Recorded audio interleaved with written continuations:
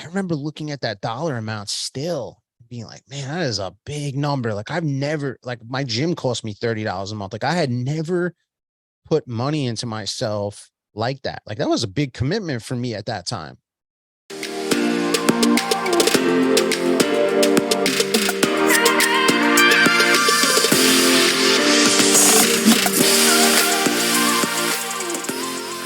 If I go for a couple months and I don't like it, I can always pull my money. It wasn't a contractual agreement. So it was like, I can just come in for a couple months, see what it's all about and leave. And so I finally paid the money. And the very first thing, and this is like one of the most critical points in my life. And I'll tell you why. When you join the Lions Den, or at least at that time, I think it's still the same now, you get an email. And in that email, some action items. And the first action item, he's like, before you ever do anything inside this group, I don't want you to post. I don't want you to do anything. I want you to do an intro video. And so now you look like people who know me on social media. I do videos. I put silly ass pictures. I put real stuff. I don't care. I share my life. I have no qualms about sharing a video or speaking to people or coming on podcasts, telling my story. But at that time, I had never shot a video of myself. Never, it never happened. I did 30 recordings before I found one that I was like, all right, you know what? And to take it a step further, I hadn't been on Facebook for 5 or 6 years. I didn't even know how to post the video. So when I actually posted my intro video, I put it in as a file inside the group. It didn't even show up on the main screen because I didn't even know how to do it. But that was the first of so many videos now, you know, and I remember him telling us in the group, he's like, yeah, you're not going to be good at it now because you've never done it, but it's like a muscle, like anything else, you have to work it out. Right. And it's just funny now looking back on it. Actually, I still have the video on my computer, and every now and again I go back to it. I see that guy who was broken and who was scared and what didn't want to share and didn't know how to share and didn't know how to open up and didn't know how to do any of those things. And it always reminds me, you know, of, I tell people all the time, I don't live in the past. I really don't. I've let that go, but it definitely serves you every now and again to take a glance over your shoulder and see how far you've come. Because a lot of times we get stuck in the mud. And so you feel like you're not moving. But in reality, when you take a glance back, you say, shit, I'm moving. Yeah, some days you might move slower than others. Some days you might not even have forward progress, but there's progress nonetheless. Because as long as you're doing the work and as long as you don't quit, as long as you don't wave the white flag and say, I'm out, you're still in the game. You're still in the game. You're still, even if you're on the bench, you're at the game. You're on the team. You're wearing a jersey. You know what I mean? If you want to use sports analogies, like it doesn't matter if you're a bench guy. Eventually, you're going to get in the game, and you got to be ready. So that was the beginning stages for me of like masterminding, and then it's just taken on a life of its own. I was actually, I don't remember who I was talking to. Maybe it was one of my podcast guests. I said I was afraid to spend $147 a month, and I think I spend about between 15 and 20 grand a year now on coaching and like personal development. So, you know, shows how much I care about that now, because you realize the power of it. Yeah. You know, and once you realize the power, you go all in. You're probably gonna see me in that in Sean's group, man. What is it? The Lions Den? Lions Den, yeah. I think he just dropped the price to like 40, something that, ridiculous, man. Like $47. I saw that, man. I think I'm gonna jump on that, man, and get in there, man. I would. Maybe I was hoping maybe he dropped my price to 47, but would you say? I know a bunch of you guys in there, man. There's a lot of winners in that group. So, man, let's talk about, we'll get into the coaching, man, but a couple of things you hit on. For you early on, and I talked about how, you know, our stories are similar. For you early on, man, one of the things that you struggled with was some of the people that you hung around, man. And I had that same problem, man. I was hanging around, not bad people necessarily, but they were confused people, and they weren't moving in a great direction. And dude, I don't see how, and we're talking right now to the person that's listening to this. I've got 3 things I want to cover, and this is the first one.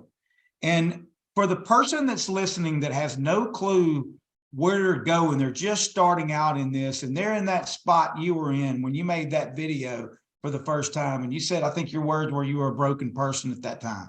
And so you were getting into the Lions Den, and you were making this video for Sean. You had no clue, man. You were scared to invest $150 in yourself, but you were taking some action. The first thing that I would say, or first thing people need to know about that, is the number one, the people you are around define who you are, man. Can you talk on that a little bit more, man, since we brought it to the surface? Yeah. I mean, you got to remember too, like the more I've looked back on this, it's really not my friend's fault. Everybody has their time that they do things, and everybody moves in the way that they do. And the truth is, that statement that you're the sum of the 5 people you spend your time around couldn't be more true of a statement. Like there are many statements I've heard, but that one is serious because in the early years, the thing is, like, you got to understand at 18, when you're out on your own, most of my friends are the same age. They're not out of their house. You know what I mean? So it's like I'm a man alone. And so already right out of the gate, people can't get to my level because I'm already now like trying to, like, they're still living with their parents. So you can work 2 days a week and you don't have to worry. Now I'm like, shit, I got to figure out a place to live. I got to pay rent. I got to pay cell phone bill. I got to make sure I eat. I got to make sure the electricity's on. Like I was telling I think I told a story on one of my Facebook posts about one of the apartments I had. It was this little studio apartment, and I could barely afford to keep the lights on in the place. I couldn't afford cable. I didn't have cable. Like for you probably have some younger listeners, but the older listeners will understand. Like I had rabbit ears on my TV. I had to just get local television. I think I had like 6 channels or something like that. And when I was lucky enough, my local baseball team would play on one of those channels, but it was very rare. It was only like 2 or 3 times a year.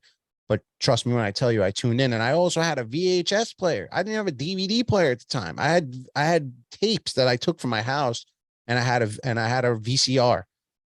So I know some people might be listening like, what the hell is a VCR? But I had a VCR, and that's how I lived. And so now you look at the situation where you have these people in your life. Didn't have a choice but to elevate, and I elevated past them quick, and I still wasn't where I wanted to be. But as I elevated, even when they elevated a little bit, I was still surpassing them.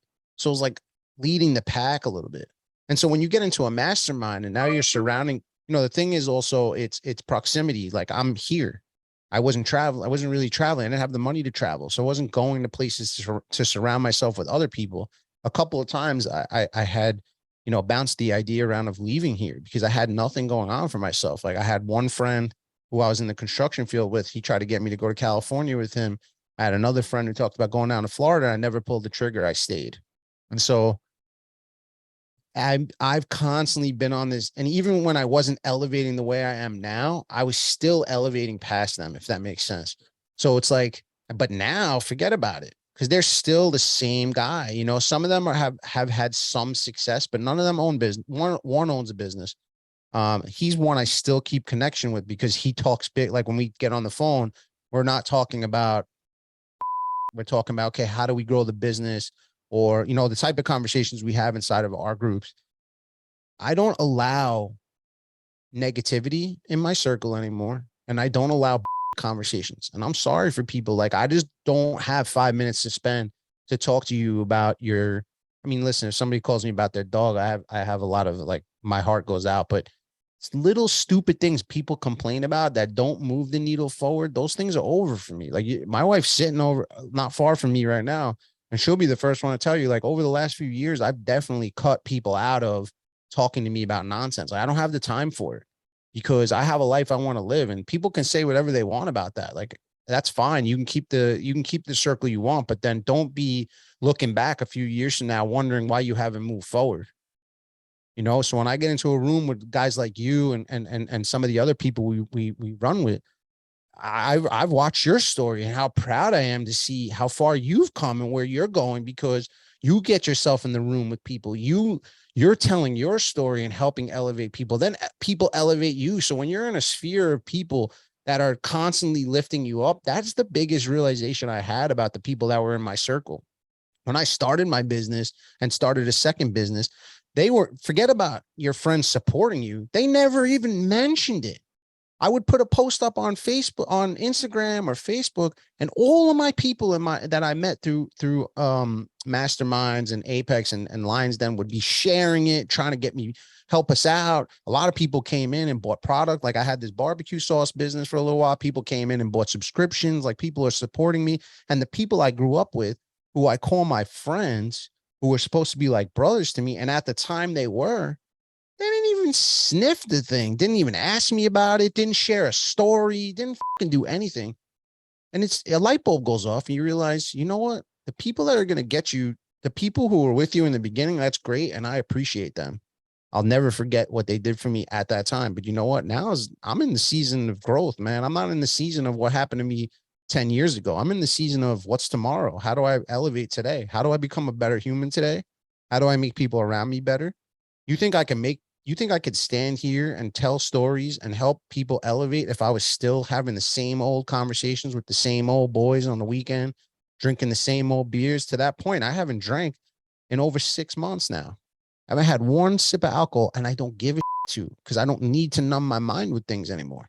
I'm seeing clear. I know what I need to do. I know what my path is, and they don't.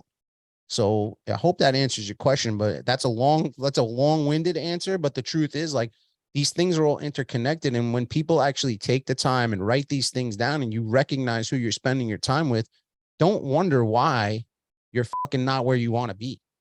Because it's almost all of why you're not where you want to be. All of my elevation in life has happened over the last 6 years.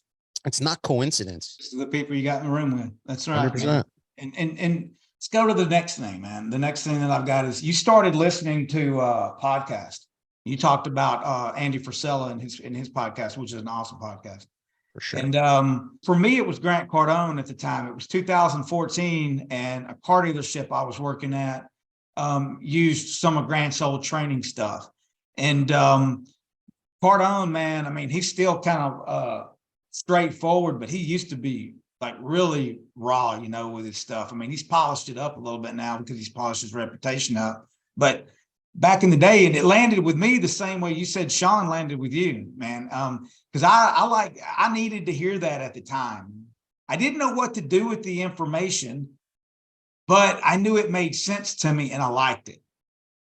And I was getting it. So I wanted to bring that up and I wanted to let you talk on that, because for that person that's broke right now, that's in the beginning of their journey, and they're just now waking up and saying to themselves, I don't like where my life is. I've got to do something, but I don't know where to even start. I think the key to that, man, is because you don't have any money and you don't know what to do. But I think we all needed that. For me, it was years, man, of digesting podcasts before I ever took action, man. And I think you said the same thing. Yeah, I think in a lot of cases, we don't even know that. Like, for me, the mastermind world didn't even exist before I found it. I didn't even know it was a thing. So once I kind of stepped into that atmosphere for the first time, and then everything else opens up from there, because it's a mixed bag, because each one of these guys also rides together. So the first time I went to a Lions Den live event, I saw Ryan speak and a bunch of other speakers. And then I'm like, watch other people be inside of his mastermind and grow inside of Apex. And then once I elevated to a point where the Lions Den, not that it wasn't serving me, because it still has a lot of value, but to me, it's more mindset related. And after about, I would say 3 years or so of the Lions Den, I realized that I was good. Like, I had set my mind right. I had put to bed a lot of the problems I had in the relationships that I was dealing with. And so once I was able to put a lot of that stuff to bed, I found Apex. But again, you know, everybody's they fly in the same circles, you know, Andy and Sean and Ryan and all these guys. And then, you know, you get to go to events like we get to go to, and you see the Ed Milet's of the world and Eric Thomas. And so now this whole world opens up. But the biggest thing for me was that before I even found my first one, I like I said before, like, that whole world didn't even exist to me. I didn't even know about it. You know, so then hearing Andy talk about stuff, then he was talking about Arte. Arte was out of my price range at that time. I just couldn't swing it. But then that was the first time I was like, oh, what's that all about? That must be interesting, you know. And so when you start diving a little deeper into it, but you asked the question, your question was, what can somebody do that can't afford it? That they can start working on themselves. Listen, the very first thing you have to do is you have to start diving deep into yourself.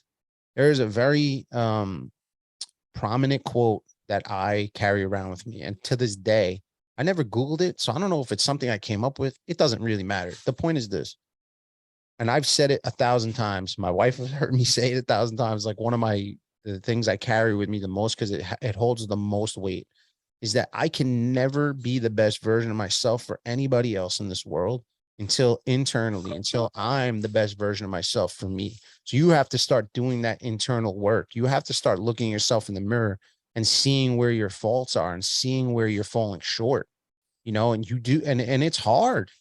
It's really hard for somebody who hasn't done this work to stop, look at themselves, look at their surroundings. Okay. Who am I spending my time with?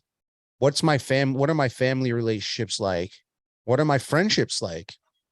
And you have to start doing, like, that's at the base level without having any money. You can literally take a pen and paper if you're that type of person, or in this day and age, if you want to use an app with a notepad, you could do that too. But you basically have to start listing out the things, and then you have to start recognizing the areas you don't need anybody else to tell you that this person's toxic, this person's no good for you, this person does nothing but bring negativity. Maybe you're the negative person. Why are you so negative? What areas are you falling short in that you can start working on to get better? Because there are a lot of steps I can give people, but you have to be prepared. So if your question is asking me, someone who's prepared finally after going through trials and tribulations, to say, all right, I'm ready to deep dive on myself, just take a pen and paper. It costs you nothing, whatever the paper costs and whatever the pen costs. I mean, if you can't afford pen and paper, I don't want to say you're screwed, but you should have a cell phone. So the reality is you should be able to sit and do this. Can't afford pen and paper, I'll mail you pen and paper. 100%. Me too. Find me on Facebook, Instagram, doesn't matter. I will gladly send you a notepad and a package of pens. But in reality, you just got to start listing out the people that are, you can start really, like, for me, I have it so dialed in because we've been, you and I have been doing this work now for a bunch of years, and 6 years. I mean, every single day I'm working on being better. But in the early stages, it's about really like old school, like just take a column, like write a column on a piece of paper, pros and cons. What are your relationships like? Start writing down people you spend your time with. Just put them on paper, because it does you no good to have it up here. You have to start visualizing these things. And then you take each person, you say, okay, good, bad. When I mean good or bad, like, are they bringing positivity into your life? Are they helping you move your life forward? And none of this is business related. I just want to say, like, yes, it eventually becomes monetary, but what I'm talking about is not this is cleaning out the baggage. You got to you got to go through this before you get to the money. That's for sure. Exactly. And I say to people, like, this analogy I use, it's like carrying around a full ass suitcase. And so when you're carrying that weight around, what's easier to carry around? Is it easier to carry it with nothing in it, or is it easier to carry with a bunch of in it? And every one of us lives a life where we're carrying around a bunch of weight all the time. Now, the thing is, a lot of times we park it in the back of our brain, so you don't even think about it because it's not at the forefront. But what you don't realize is that it is causing you issues. And I'll give you another thing that I learned along the way with a coach. And this is great for you to understand. If you look at your brain, you look at your mind as a pie of pizza. Each little problem you have, each problem you have with a person, problem you have with your job, problem you have somewhere else, any relationship, you're taking a piece out of it. And so if you start with a mind that's 100% operating at full capacity, you start taking slices out of that thing. That's how you're operating. You don't realize you're operating that way on a daily basis. When you wake up, you have a problem with your mom or your dad or your sister, or your brother, your best friend's mad at you. You're having a problem with your boss. Every one of us is carrying around their shit. So you have to start eliminating those things. You have to start putting the pieces back so you can get back to 100% or as close to 100. Listen, we're never operating 100% because there's always some shit pissing us off, whether it's in a business or whatever. But the fact remains, like, you have to start eliminating and going through a checklist. That's the easiest, cheapest, costs you nothing to do it. Takes a lot of work. That's why coaches exist, man. Let's be real. It's very hard for people to go in on themselves because at the end of the day, it's like going to the gym. Like, you need accountability. I'm that way. I mean, I'm locked in the gym, but I still, like, I pay a coach still. I pay a nutrition and fitness. I don't need him, but I have him there because it's not a safety net per se, but we're humans. It's easy for us to fall back into bad habits. It's very hard for us to get into new habits.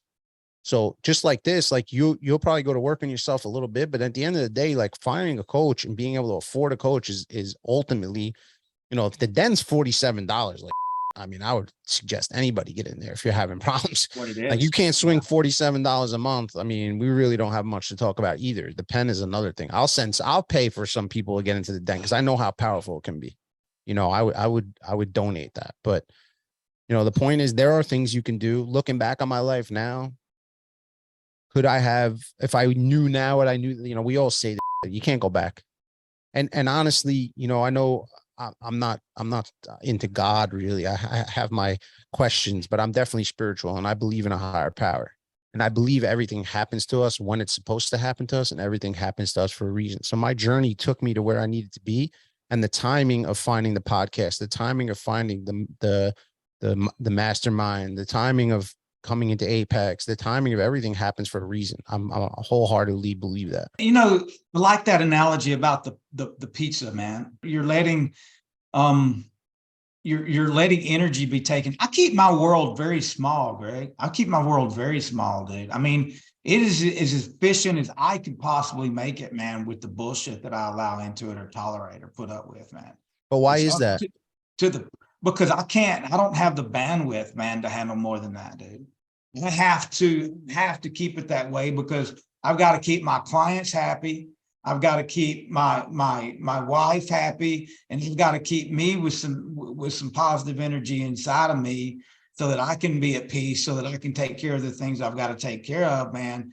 And I just cannot tolerate a lot of, you know, any kind of drama or any kind of nonsense, man. And I think that it's interesting that when you look at unsuccessful people, if you start looking at their processing, their life, you're going to see a lot of things that really need to be culled out of it. And I think that goes back to the who you're around, you know, the first thing we started with. 100%. I mean, think about all these people you have in your circle now. Have you ever, outside of some shenanigans that go on that really have nothing to do with me, in reality, I haven't had one bad relationship inside of these groups. Yeah, maybe I I don't agree with somebody on something. Doesn't make it a bad relationship.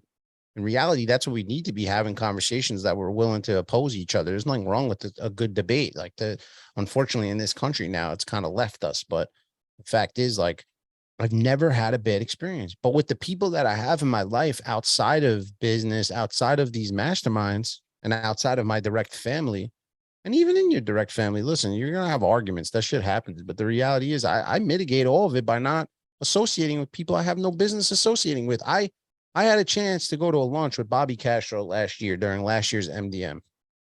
As part of the entrepreneur group, he did like not a one-on-one, but he did a group thing and he answered questions. And I asked him that question because it was not easy to just eliminate people that have been in my life all these years, especially these guys that I'm telling you about, because when I was at my absolute worst, they were the ones that held me down. When I didn't eat, they were the ones that brought me food. When I didn't have anybody to spend my time around and I was lonely thinking about killing myself, they were the ones that came and hung out with me and told me everything was going to be all right. But at the same time, now as I elevate, I didn't want to do it in a way that's like, yo, go fuck yourself, because I don't feel that way. There's all the love in my heart for them. It'll always be there. And when I see them, no matter what, we hug it out and I love them. But at the same time, everybody's staying put and I'm just moving. And so he said to me, you don't have to do anything with malice in your heart. I said, well, I don't have malice in my heart. I have nothing but love for them. That's what's so hard. He goes, you just have to slowly ease your way out. You don't answer a phone call, or every time they call, you just make yourself unavailable. And eventually people get the hint and you can break away without causing any issues. And then when you see each other, like he said, you know, like I just said, it's all love. It's never like coming from a negative place. In reality, it's just like, I'm moving in this direction and I need to be around people who are moving in a similar direction, because that keeps me on pace.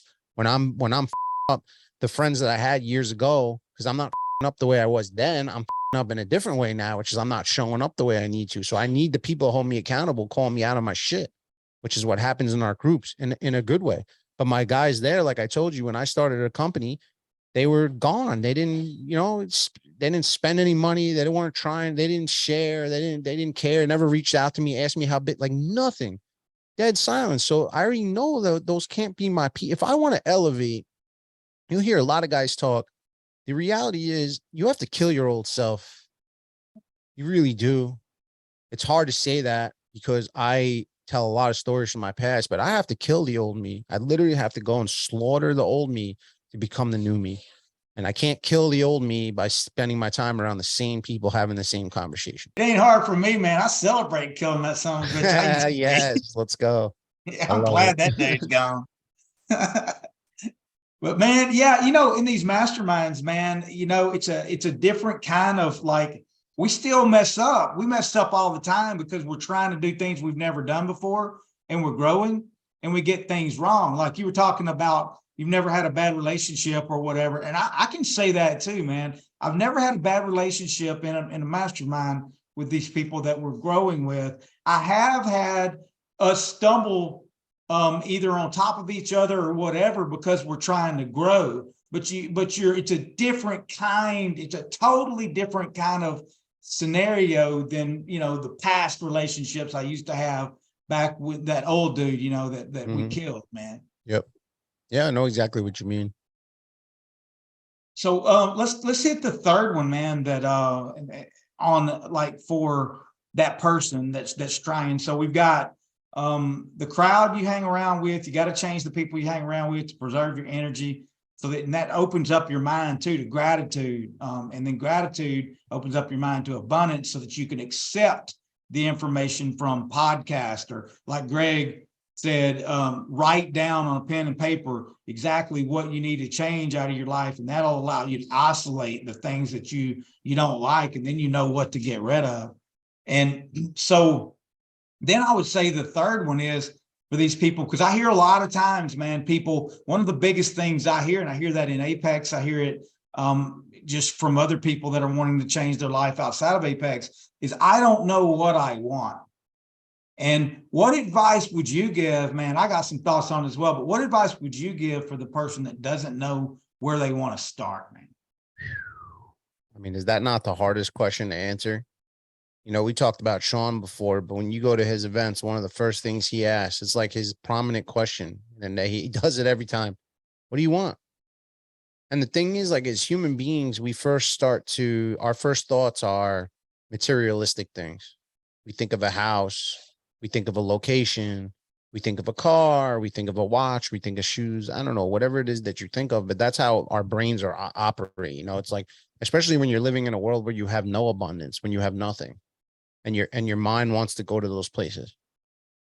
First of all, what's a very good exercise, it's hard to be consistent like everything else, but you have to engage in it, is visualization. Because what's funny about visualization is everybody talks about it, right? And so you think going into it, you have to have a vision. You have to have a scenario, and you kind of do.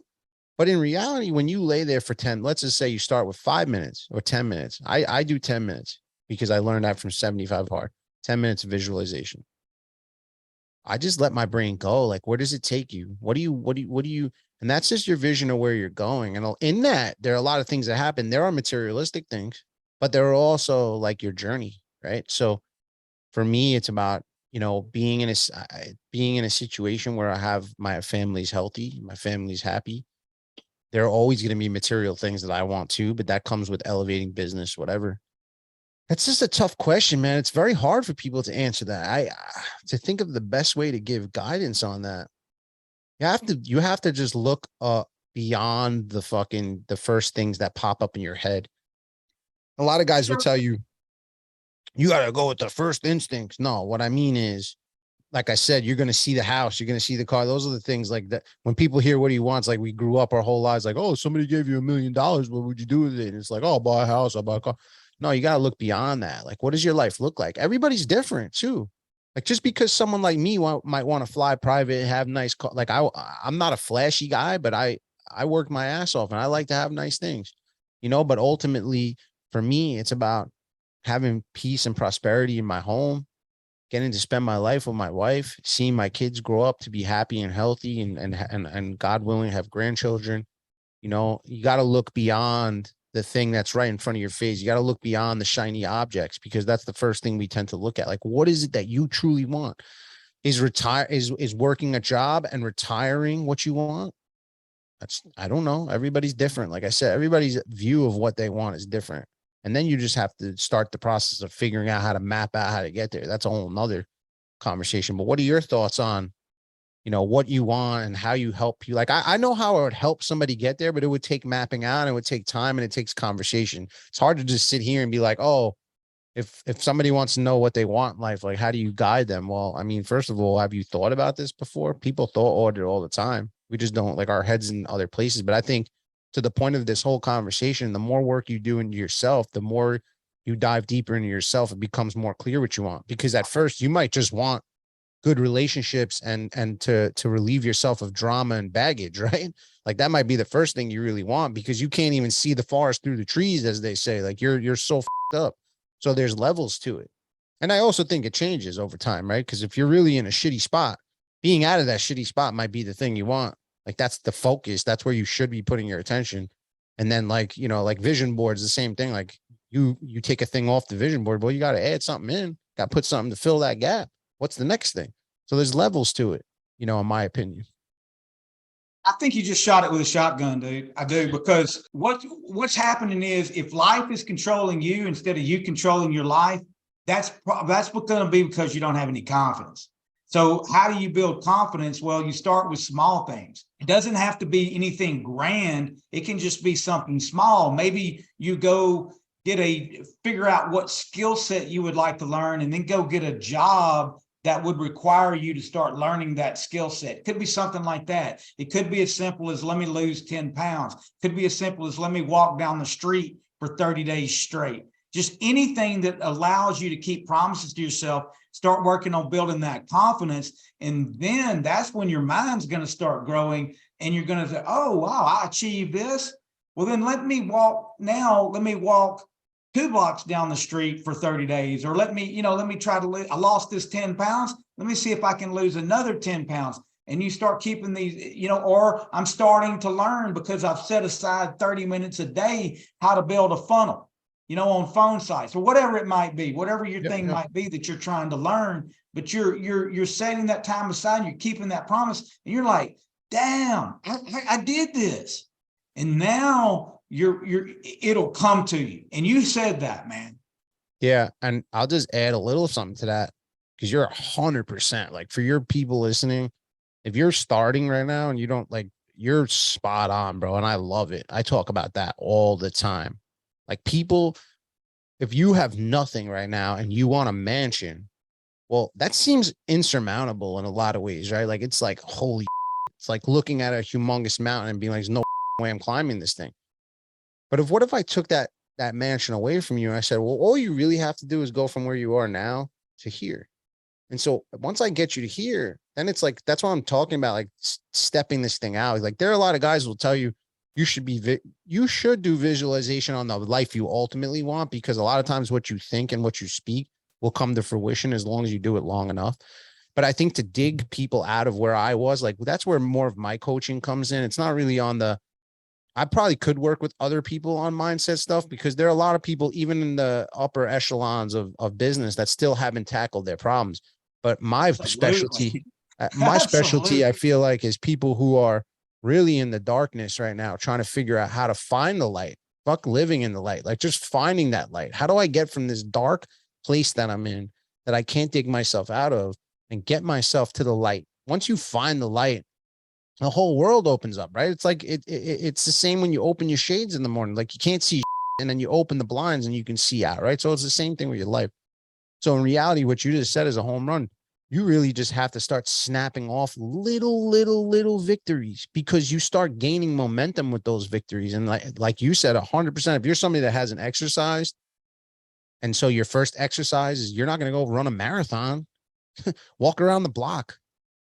Feel that accomplishment of getting up and doing it. Sometimes people just putting their gym clothes on is an accomplishment. They haven't even taken it that far. So it's like, you have to look at the most minuscule win as a huge win. And you do that day after day, and you start building that compounding interest. I mean, this thing goes so deep, bro. We could talk about this for hours. Like, my opinion on getting your body right is probably the most important thing, because the body controls almost everything else. The more you work on your body, your weight, your mental clarity gets better, your physical gets better, which means you end up with confidence. And once your confidence is better, it kind of snowballs into everything else. So, at the very surface level of this thing, if there are really people struggling, like, just start exercising a little bit. You get mental clarity when you work out.